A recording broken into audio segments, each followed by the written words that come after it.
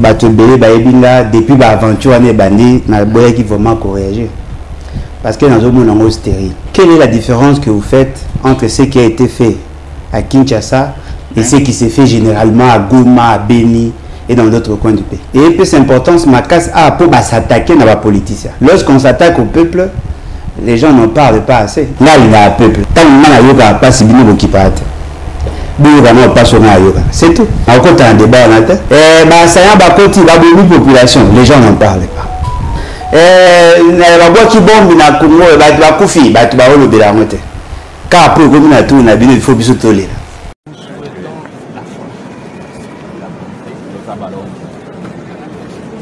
Un pasteur, a supposé aux approches dans la Timos. Na senga ba Congolais ba ça l'effort ba comme sérieux. Ba tu ba comme un système ba ça la biso politique elengé. Bo za bo fandi bo beta masola est pas ba créer événement moko. So ba moni qui y a un événement, peuple a remis ko insister sur un fait aller, ba créer événement monsieur.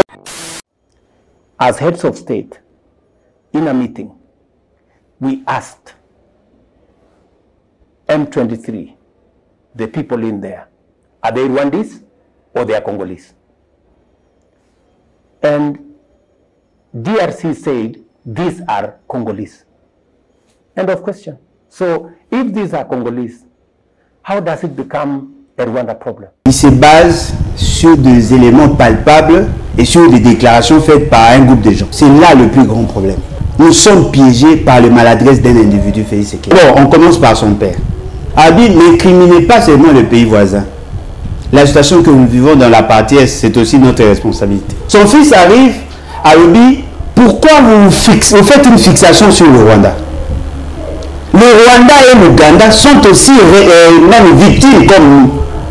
Parce que dans notre pays, il y a des gens qui insécurisent le Rwanda et l'Ouganda et naturellement le problème devient complexe. Nous devons travailler ensemble avec eux pour résoudre le problème Mabango à partir d'ici afin que nous recouvrons la paix. Si Félix Sekedi tente de dédouaner le Rwanda, yo le bani. Non, Kagame c'est mon frère. Je ne peux pas l'attaquer en public, je sais les canaux par lesquels je peux communiquer avec lui. Ma maladresse, l'Union sur Félix Sekedi à ça là, ça joue contre nous. Notre problème n'est pas d'apprendre que l'État aurait récupéré une portion des terres. Notre problème, notre souci, c'est que assaillant, ennemi de la République, neutralisé. Vous avez impressionné Bisso. Vous savez que voilà, Massis est récupéré. Vous savez que vous repayez Ouchou. En ce moment, tu dis que Tozongina 145 territoires. On est en train de vous vendre du vent. Tout trouver la solution à solo. Tout la politique cosmétique.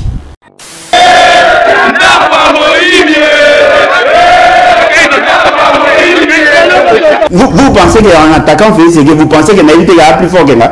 Naïbit, il peut utiliser la Kourouna, il peut utiliser les mercenaires, il peut corrompre même les membres de ma famille. Naïbit, je n'ai pas de choix, je l'attaque. Ticket la union sacrée. D'ailleurs, le ce n'est pas président de la République. N'est-ce pas, là, il y a conflit d'intérêt. Est-ce que sur le plan légal, le président de la République s'ingère sur des questions à choix? Il y a des membres, il y a l'Assemblée nationale. Alors, Ayambi Kabou en tant qu'équipe, il y a violation intentionnelle de la Constitution.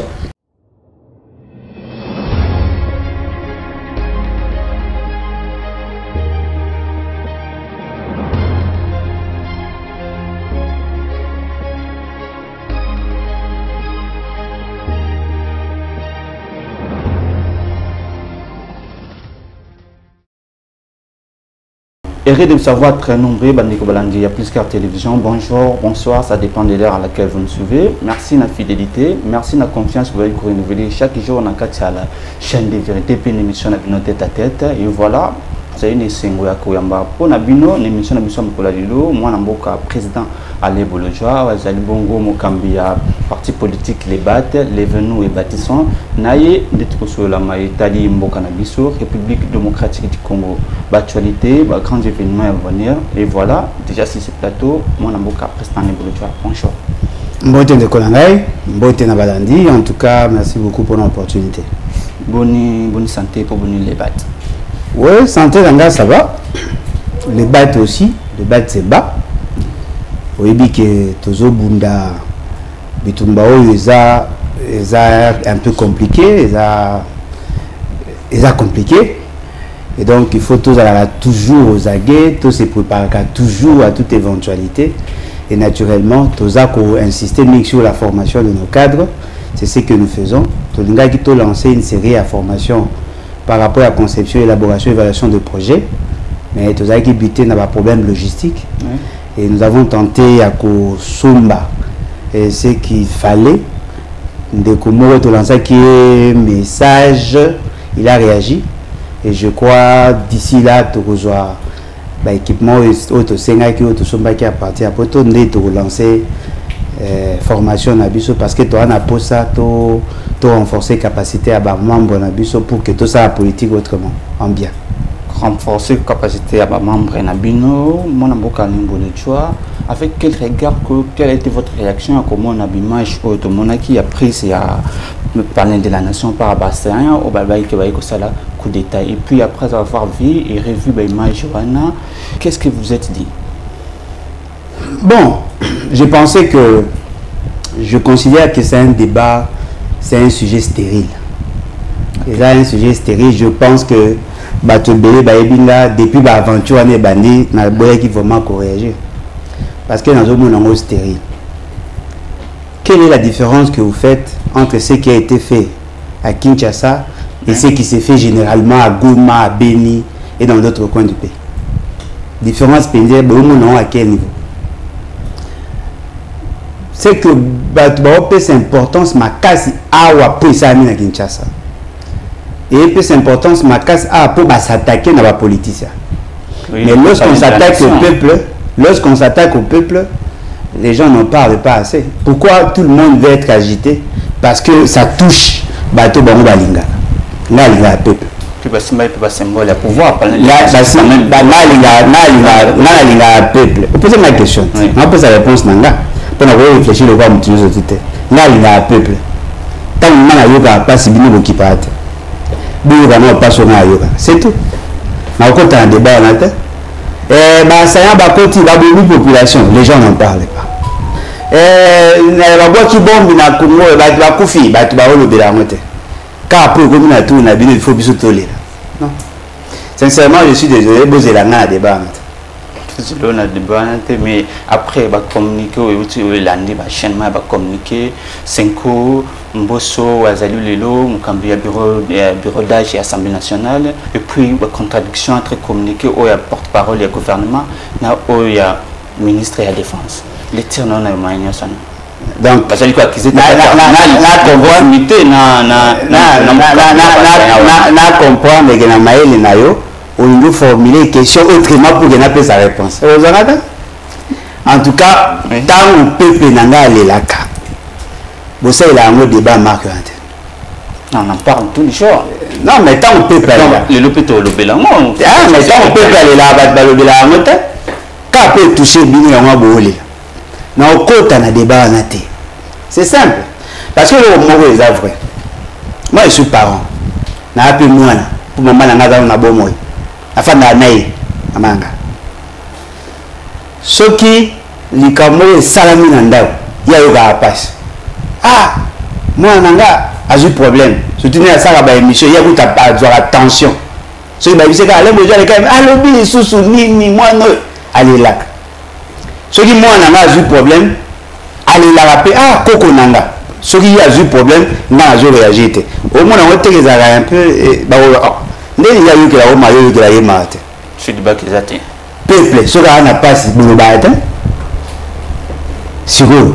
On comprend on va le voir même événement. Sincèrement débat na besoin na té. Na le bas et l'autre. Le gars va insister sur un marambo ya papa cardinal tout ça. Mais rapproche. Papa cardinal proche na et puis il va bien image.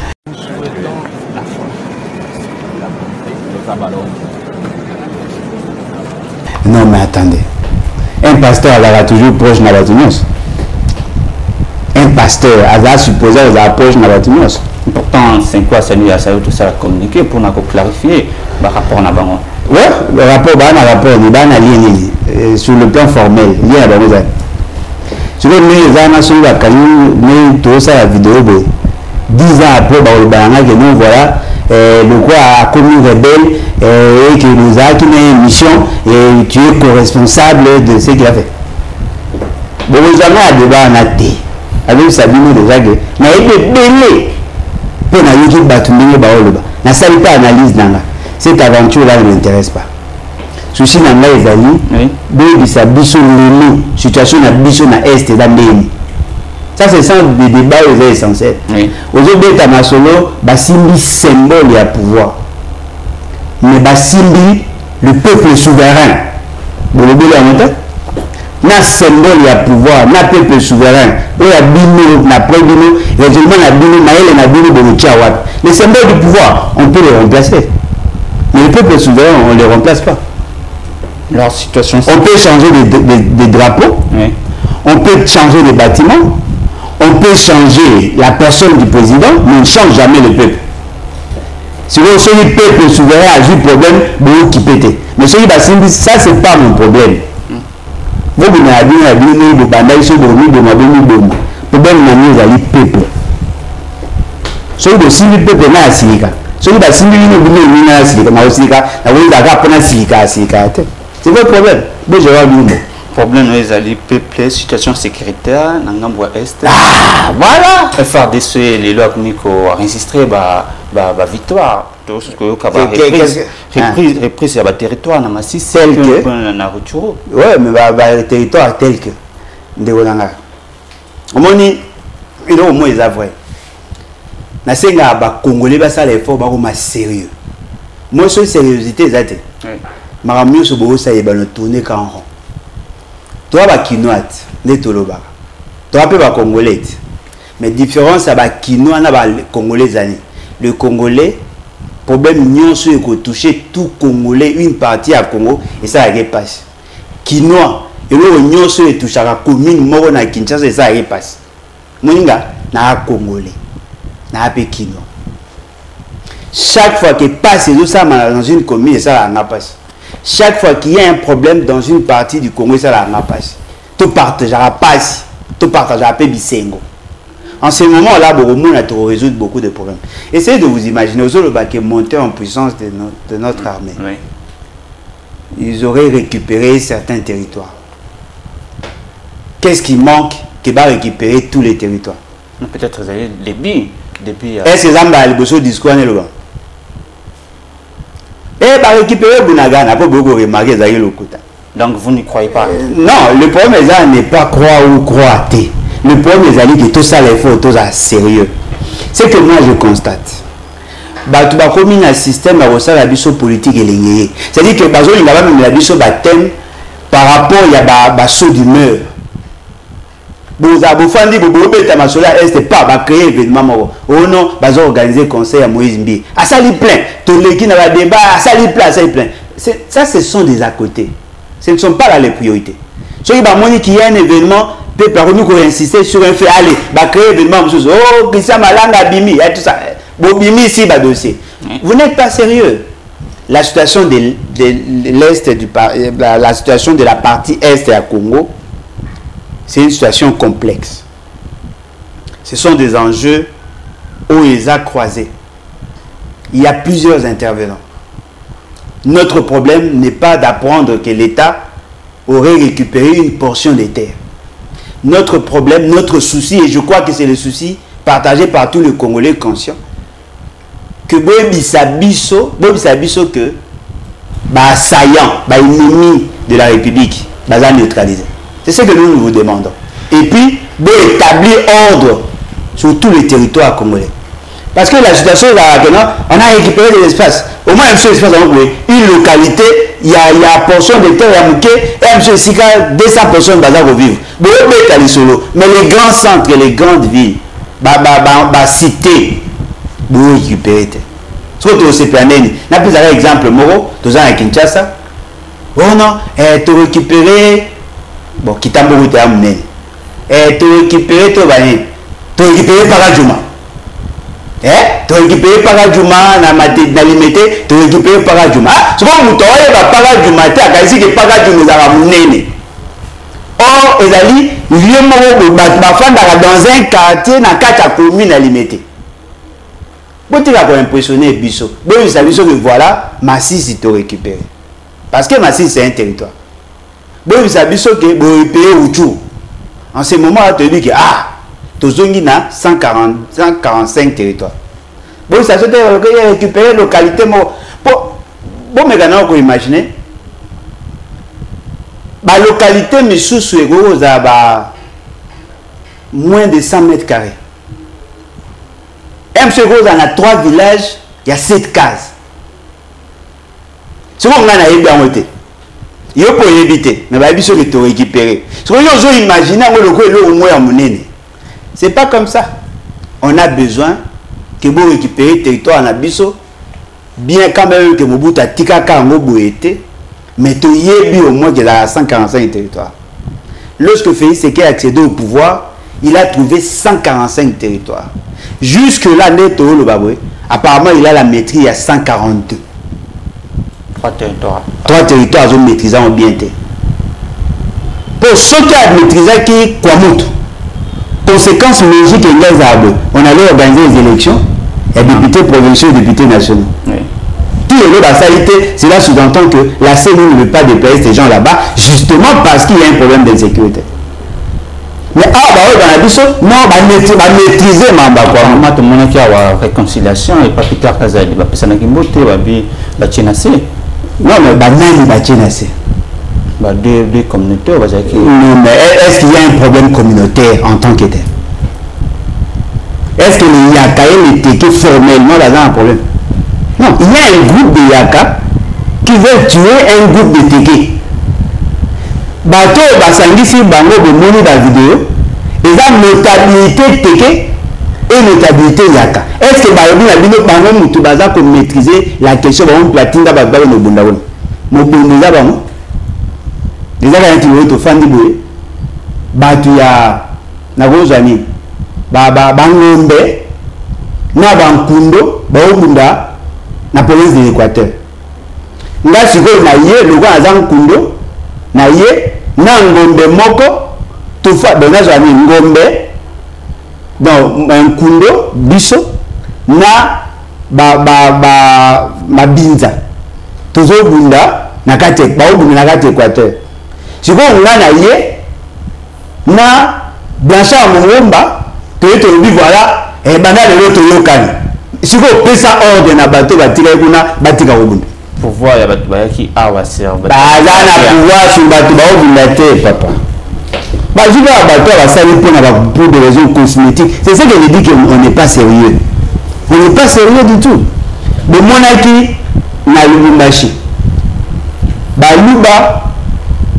Na Katange, bon, Baluba, na Kasayen, bazaki na problème. Baluba ça dit Balubakat, na Kasayen bazaki na problème. Et Kokoma, Katanga Mobimba, na Kasayen bazaki na problème.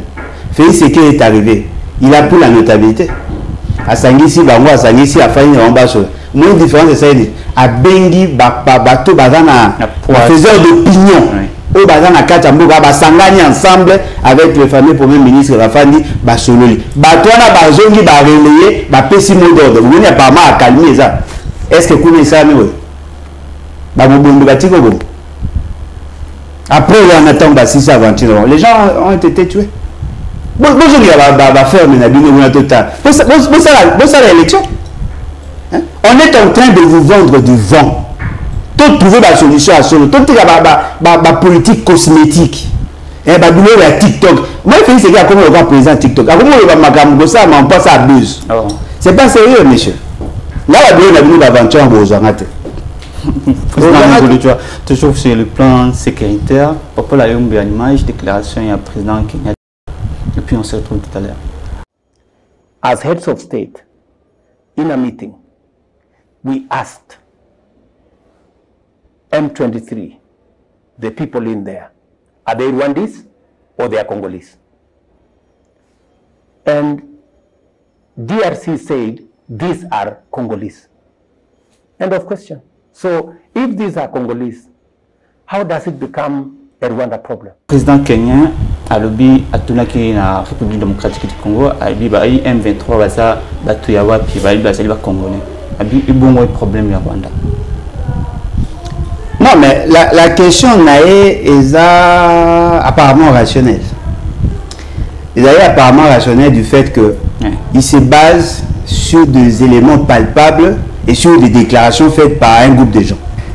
Et on a eu ça à Bino, c'est là le plus grand problème. Nous sommes piégés par les maladresses d'un individu, Félix Sekete. Quelle déclaration? Monsieur Félix Sekete accède au pouvoir. Avant même d'accéder au pouvoir, d'abord, on commence par son père. Abi, n'incriminez pas seulement le pays voisin. La situation que nous vivons dans la partie Est, c'est aussi notre responsabilité. Pourquoi avons-nous accepté de faire entrer étrangers chez nous, armés, et nous les avons placés à moins de 150 km de la frontière? Si aujourd'hui le Rwanda nous attaquait, c'est justement parce que nous n'avons pas respecté le droit international en matière de réfugiés. Ça, c'est ce qu'il a dit. Naturellement, il incrimine l'État. Il dédouane le Rwanda. Son fils arrive à lui, pourquoi vous faites une fixation sur le Rwanda? Le Rwanda et l'Ouganda sont aussi même victimes comme nous. Parce que dans notre pays, il y a des gens qui insécurisent le Rwanda et l'Ouganda et naturellement le problème devient complexe. Nous devons travailler ensemble avec eux pour résoudre le problème Nabango à partir d'ici afin que nous recouvrons la paix. Félix Sekete dit, pourquoi vous faites une fixation sur Kagame et Museveni? Ce n'est pas en les incriminant que vous allez résoudre le problème. La meilleure manière de faire, c'est de chercher, il y a qu'à travailler ensemble, il y a qu'à devant Christian Lusakolo. Il a dit ça. Naturellement, ces vidéos-là peuvent être utilisées contre nous. Peut-être à l'époque, il y a une maîtrise de la situation. Tu veux pas appeler la maîtrise de la situation? Nous allons imaginer. Vous avez un problème dans le quartier avec le voisin. Votre père, devant tout le monde ailleurs. Toi, moi, nous avons qu'un poli, on a une politesse, on a raison.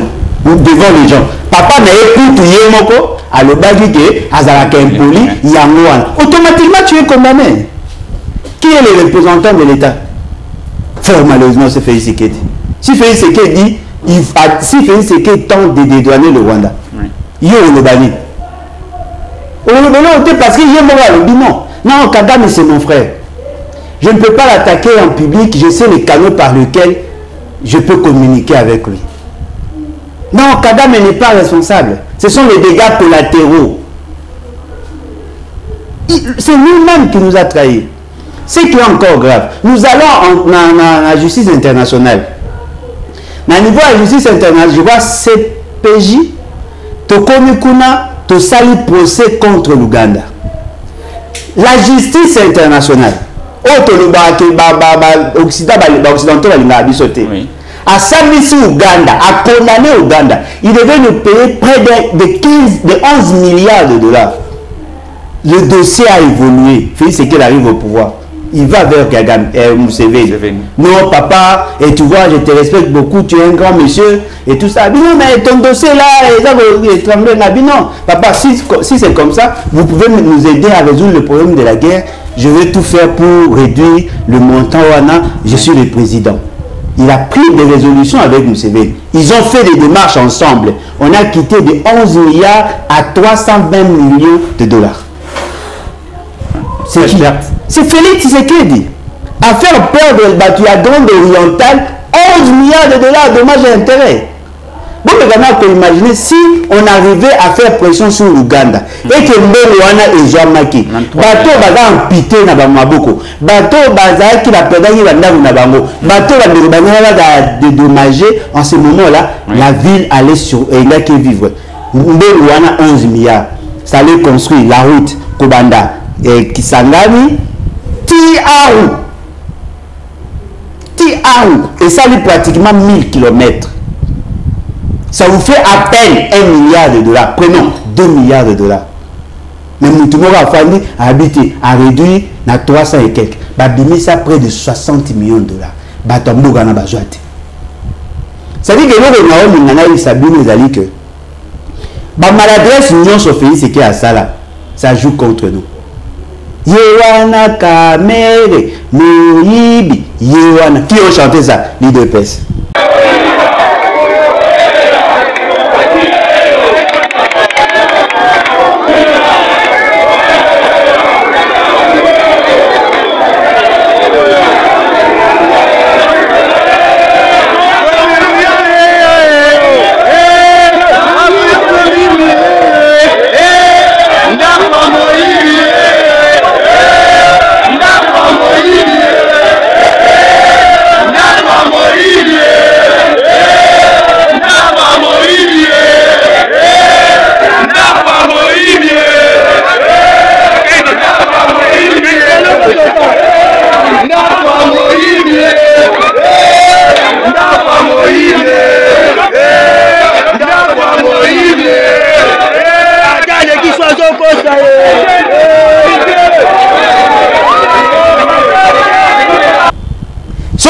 Le pauvre a posé ça comme président de l'Assemblée. Ah! Acharnement. Yonani Obe à Kagame. Yonani Obe à Kagame. Il prend juste cette vidéo-là. Botani Bayamanga en triomphe. Au Congo, je suis aimé. Voici ce que le conseiller principal, Félix Tshisekedi, en matière d'économie et finance. Le Rwanda, c'est un pays organisé. Le Rwanda, c'est un pays. Nous sommes obligés de transacter. Ajout conseiller spécial en matière de sécurité. Nani de Grèce. Non, à charger la sécurité d'abord. Nous allons travailler avec le Rwanda, on va défier le monde.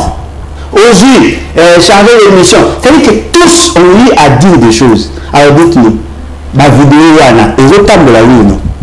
Le président d'un autre pays pose la question à Félix Tshisekedi. Qui sont vos agresseurs? Oh, ce sont nos propres frères. Si vous le banni. Moutou a censé que là, ce monsieur, c'est un monsieur très dangereux. Dans le barreau, le roi aime. Ils ont haine. Très radical. Non, mais c'est la nature qui veut à ce que je sois radical. Moi, je suis radical. Na maman, na papa, je suis radical. Parce que je suis doux envers même. Et c'est que ce qui vous salue par complaisance, c'est monsieur Aza Maloubarango Bokonzafe, c'est comme un enfant envoûté à qui on donne un couteau. Le pouvoir que l'on donne à un monsieur comme Félix Tshisekedi, il a tellement exorbitant, il peut causer la désolation, la mort, à Moutoumou soit approche. Alors, ceux qui me disent se ressaisir, c'est votre problème. Moi, je pense que le Rwanda est pour beaucoup dans ce qui nous arrive. Mais nous avons aussi une part de responsabilité. On a démontré. Le Rwanda nous attaque. Oui. Mais le Rwanda ne nous interdit pas de l'attaquer. Le Rwanda a levé l'option de nous attaquer. Par Procinaï, pas directement. Non, mais non, il nous attaque aussi. Ouvertement. N'oubliez pas que la bombe, il y a Rwanda de quoi on a une école, on a biso. Bon, les militaires rwandais vont traverser les frontières na biso ba hôpitaux. Le Rwanda nous attaque. Depuis quand le Rwanda petit ça Congo a attaqué. Ceux qui n'ont lobby, on a le bas. Parce que justement vous êtes représentés par des lâches, des gens qui sont de peureux. Non, le Rwanda a eu à s'organiser pendant autant d'années. Le Rwanda a une force de frappe. Le Rwanda peut nous attaquer automatiquement de Fukami. Mais ceux qui vont lever au lobby, j'attaque. C'est en attaquant le Rwanda, peut-être que vous comprenez que le Rwanda n'est pas ce qu'il prétend être. Tant que vous ne l'attaquez pas. Non, mais bien sûr. Bien sûr, les gens peut-être vous pensez qu'en attaquant Félix Tshisekedi, vous pensez que Naïbit est plus fort que là. Naïbit, il peut utiliser la Koulouna, il peut utiliser les mercenaires, il peut corrompre même les membres de ma famille. Naïbit, je n'ai pas de choix, je l'attaque. Ce qui a Koulouma, je gagne. Ce qui a Kokanga, je gagne. Ce qui a Botikana en liberté, je gagne. Parce que le moment que vous allez vrai. En attaquant Félix Tshisekedi, je ne combats pas, je combats ma propre peur. Ce que je bats, alors que va marcher sur tes droits. au Koufi 2 fois. Mais ce qu'on signé, à tout Koufi, au gagné. Christian, tout ça. S'il était sincère dans ce qu'il a dit, il a gagné. S'il était sincère, s'il n'était pas manipulé, il a gagné. Parce qu'il a fait passer un message que d'aucuns avaient peur et avaient faire passer. C'est ça, M. Félix Sekedi. Si Félix Sekedi avait... Moi, on les Arabiens en français, mais même ça va être impoli. S'il avait vraiment... il allait le faire. Mais le fait seulement qu'il n'a pas la capacité de le faire, oui. C'est seulement moi, je ne le considère même pas comme chef d'État. Je ne le considère même pas. Parce que dites-moi, sur le plan numérique, qui représente le Rwanda? Peut-être que le Rwanda peut nous gagner sur le plan qualité. Vous savez, la force, il y a Rwanda. Le commandant suprême a la maîtrise de tout. Oui. Chez nous, Félix Sekedi n'a même pas la maîtrise de son propre corps. Oh. Ah, je vous dis. Même pas maîtrise, il y a Yémo. Ce qu'on va maîtriser, va tout le hein? Au fond, il y a pas, va tout le monde, va continuer, va venir, va qui. Ah! Souk en aventure. Souk en aventure, président Nembolo-Djoua, toujours ce Félix Tshisekedi. A été bon pour Yamba Augustin Kabouya. Il y a un rapport, il y a présidium Union Sacrée, il y a présenté ticket à Union Sacrée pour la première Assemblée nationale. Habiti no lelo na pourquoi va dévoiler les ango. Que pouvons-nous attendre? Changement c'est un candidat ou un classe qui wana. Ta mamboba. Union Sacrée. Que pouvons-nous attendre? Il y a même Union Sacrée? Non, on ne peut rien attendre. Non, mais attendez. Union Sacrée, Kabouya, Félix Sekedi. Est-ce que Félix Sekedi est membre d'un parti politique? Légalement, non. Oui. Union Sacrée, c'est un fait privé. Baoubé est un mouvement politique. Il vient de déposer son rapport auprès de Félix Tshisekedi en tant que membre de l'Union Sacrée ou en tant que président de la République. En tant que membre, il y a président, autorité morale, autorité morale et immorale. Non, mais attendez, dites-moi. Oui. Ticket, la Union Sacrée. Baoubé, ce n'est pas président de la République. N'est-ce pas, là, il y a conflit d'intérêt. Ticket, il y a Union Sacrée. Non, dites-moi un peu, est-ce que sur le plan légal, le président de la République s'ingère sur les questions à choix, il y a des membres, il y a l'Assemblée nationale? Alors, Ayambi Kabouya en tant que qui? Ayambi en tant que président de la République, parce qu'Ayambi a un bâtiment de l'État. C'est que le président de la République oriente les actions sur la désignation des membres de l'Assemblée nationale. Question, d'où tire-t-il cette compétence-là? Nous, nous pouvons la Félix Sekedi. Nous, nous, de la que Félix Sekedi ne mérite pas être là. Il est frappé à l'incapacité de traiter sur des questions politiques politiciennes. La Constitution voudrait c'est que lorsque vous accédez à la fonction et à président de la République, vous ne pouvez plus assumer de fonctions politique à la partie politique et à la regroupement politique. Mais un regroupement politique vient lui déposer la liste et la ticket. C'est-à-dire que Bateau va reconstituer le bureau de l'Assemblée nationale. Oui. Déjà la séparation à pouvoir interdit à un président de la République de s'ingérer sur des questions de l'Assemblée nationale, surtout en matière de désignation à l'acteur.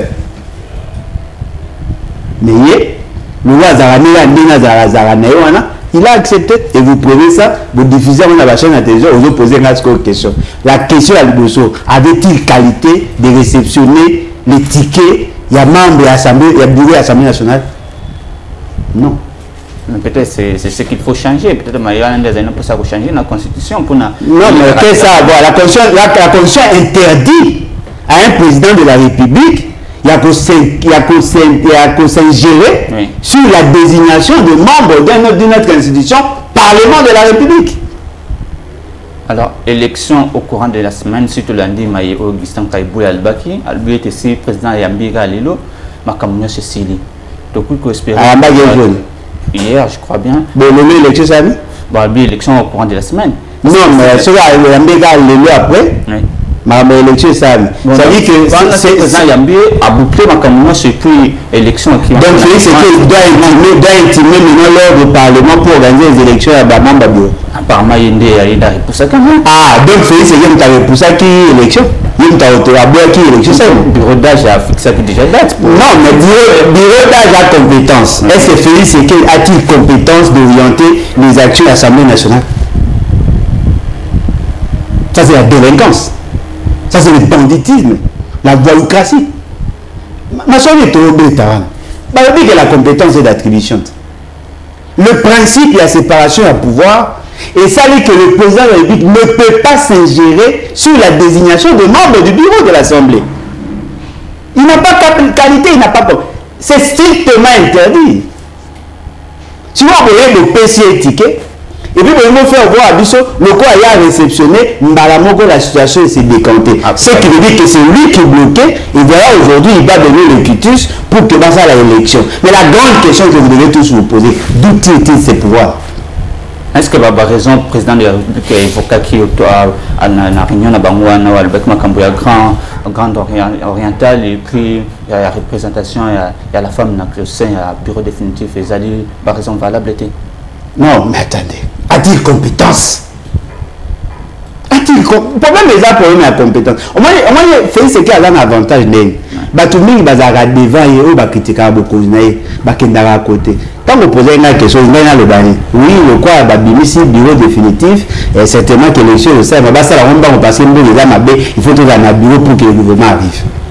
C'est ça le raisonnement, c'est ça le raisonnement de tout le monde. Mais moi, maintenant, je viens vous dire. Oui. Au-delà de l'aspect que je considère l'aspect subsidiaire, je tiens à vous dire qu'il y a violation intentionnelle de la Constitution par le fait qu'on veut responsabiliser le président de la République sur les matières où et qui s'amènent. La désignation, le Parlement, c'est une institution distincte du président de la République. Le compétence et la présidence est comité à niveau de la désignation. Il n'a pas le droit de désigner le membre du bureau. Il n'a pas le droit. Donc, oui, à aucun moment il peut être en contact pour gérer ma campagne secrète. Ça là, on a rebattu en bataille. Oui, ça là, le quoi influenceur. Le quoi, le quoi, ça là, le quoi, démon. Démon à côté de nous autres, mais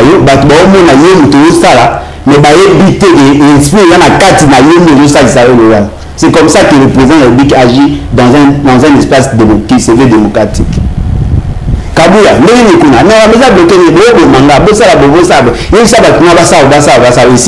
connaissez ça, mais à deux décanter situation. L'État y est battu que ça. Mais comme officiellement, le président de la République a voulu orienter la désignation à la bureau. C'est de la délinquance. Ce que c'est un lobby, on a l'ingarité. On a l'ingarité, ça n'a pas l'ingarité. Même ABC à gouvernance, on y est. Le président Nemboulou, pour finir, procurer après la Cour des comptes, assez bon pour avertir, tout quoi alerter, le ministre ministre sortant, babi qui a bien abangoué, batika bilo qu'on sur l'État, meuble, voiture, est-ce que bakoyoka?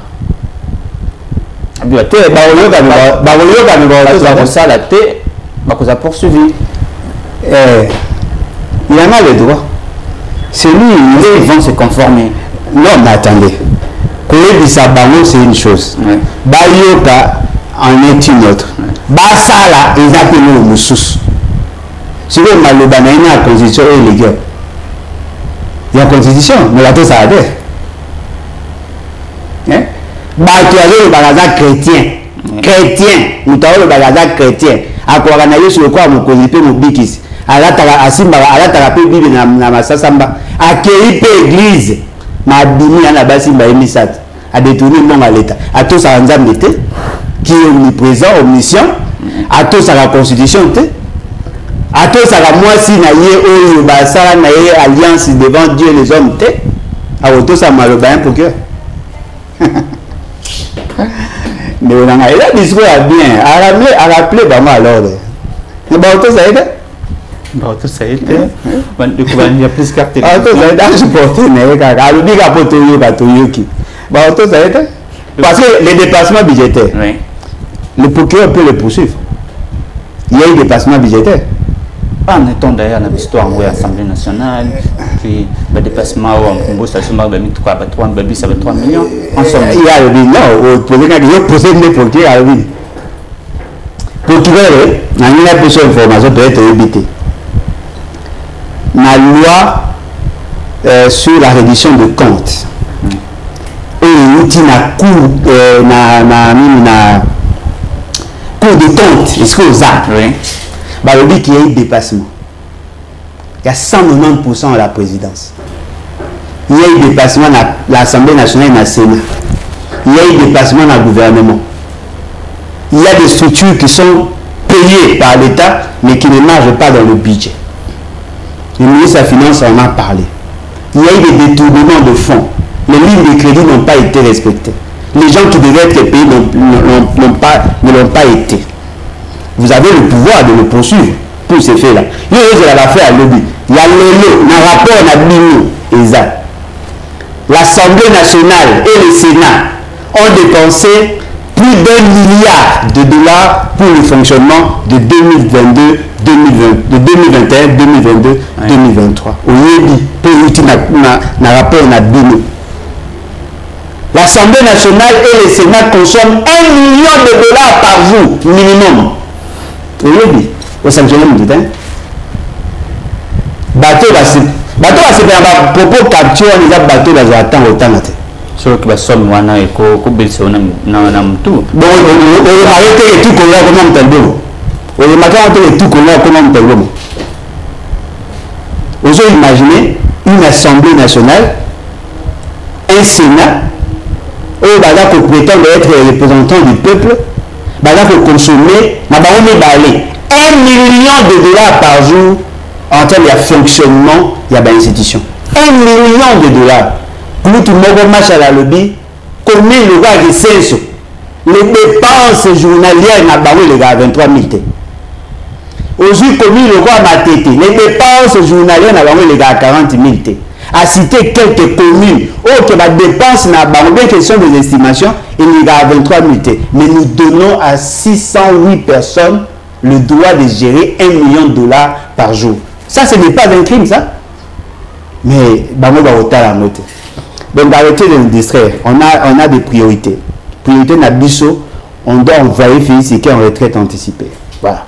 Félix qui dit en retraite anticipée, on est allé à l'Obalien Bolochoa, on est allé à Plus Carte Télévision, du coup on a souka émission pour aller là, président de Bolochoa.